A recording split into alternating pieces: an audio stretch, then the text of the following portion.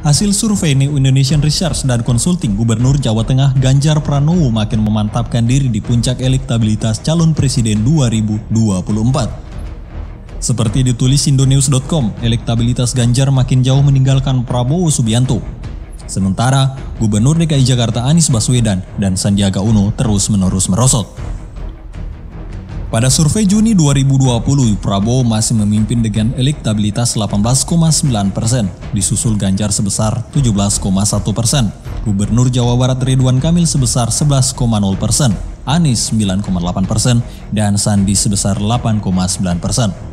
Ganjar mulai menyalip pada survei Oktober 2020 dengan elektabilitas 17,1%, menggeser Prabowo 16,5%, disusul Ridwan Kamil sebesar 12,3%, Anies 8,7%, dan Sandi 7,4%.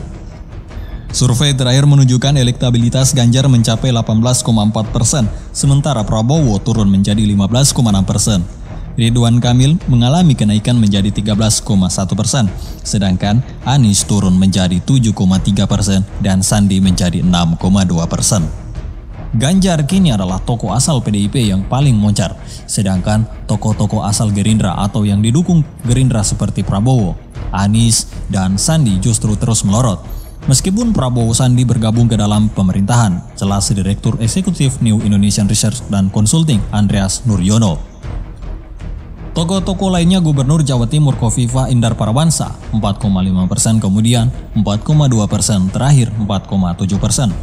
Sedangkan Menteri Sosial Tri Risma hari ini dari 1,6% turun menjadi 1,4% dan kini 3,3%, dan Ketua Umum Demokrat AHY 2,7%, kemudian 2,3% dan 2,5%. Lalu ada PLT Ketua Umum PSI Giring Ganesa dari 1,8%, kemudian 2,1%. Menteri BUMN Erick Thohir 1,3%, kemudian 1,1%, terakhir 1,5%. Dan Menko Polhukam Mahfud MD dari 1,1, kemudian 1,0%, dan terakhir 1,3%. Kemudian Ketua DPR Puan Maharani dari 0,8%, kemudian 0,9%, dan 1,1%. Ketua Umum Golkar Erlangga Hartarto dari 0,5%, kemudian 0,7%, dan 1,0%. Kepala KSP Muldoko dari 0,2%, kemudian 0,4%, kini 1,0%.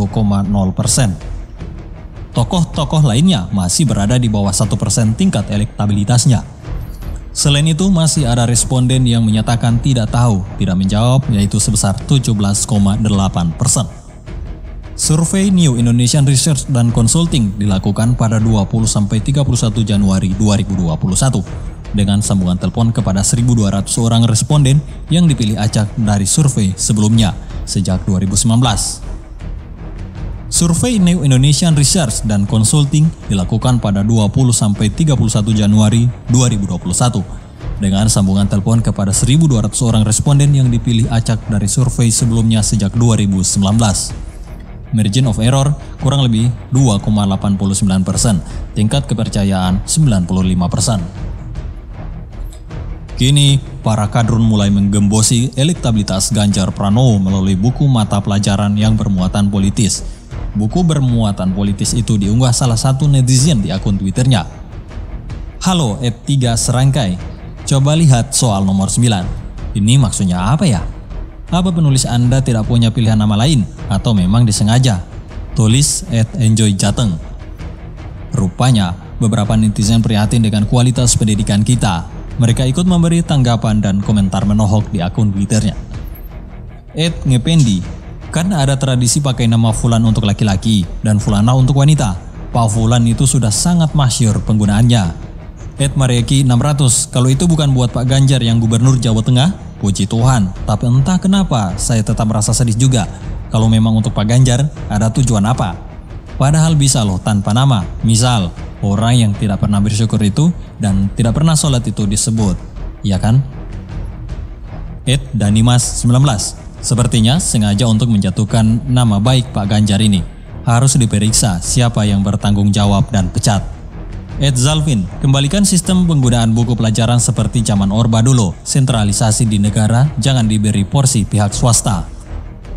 Di sisi lain, percetakan dan penerbit PT 3 Serangkai memberi penjelasan berkait viral buku pelajaran yang diduga bermuatan politis karena menyebut nama Pak Ganjar. Bahkan, dalam buku mata pelajaran pendidikan agama dan budi pekerti untuk kelas 3 dan 4 SD menyebut Ganjar tak pernah sholat.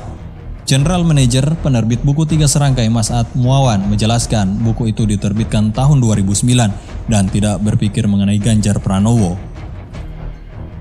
Waktu itu Pak Ganjar Pranowo belum jadi gubernur Jawa Tengah, jadi tidak ada kaitan buku kami dengan Pak Ganjar, tegas Mas'ad seperti dilansir Suara Surakarta.id.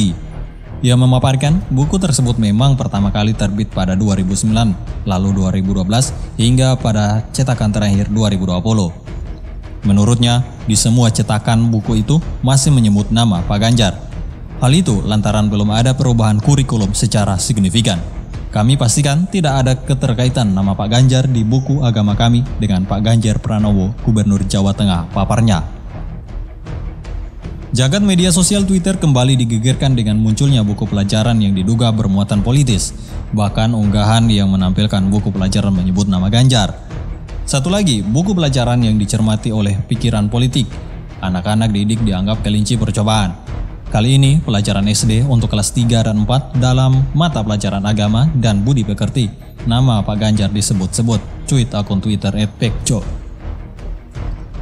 Dalam unggahan kedua, @pekco juga menunjukkan sampul buku berwarna putih dengan judul Pendidikan, Agama, dan Budi Pekerti. Buku yang menyerang Ganjar itu dicetak dan diterbitkan oleh PT 3 Serangkai Pustaka Utama. Basis penerbit ini di Solo, tambah cuitan itu. Dalam unggahan lain, pada buku itu ada soal nomor 9 yang berbunyi, walaupun mendapatkan rezeki yang banyak, Pak Ganjar tidak pernah bersyukur dengan menyembelih hewan kurban pada hari Idul Adha. Pak Ganjar termasuk orang yang A. beruntung, B. beriman, C. rugi, D. sukses. Sementara soal berikutnya yang juga bernomor 9 berbunyi, meskipun sudah mendapatkan rezeki yang banyak, Pak Ganjar tidak pernah bersyukur sebagai orang Islam. Ia pun tidak pernah melaksanakan sholat. Pak Ganjar termasuk orang yang A. beruntung, B. beriman, C. bangkrut, D. rugi. Nah, kami hanya sekedar menyampaikan, terserah Anda yang menilainya. Tulis komentar Anda di bawah ini. Saya Rafael, Karisma 90.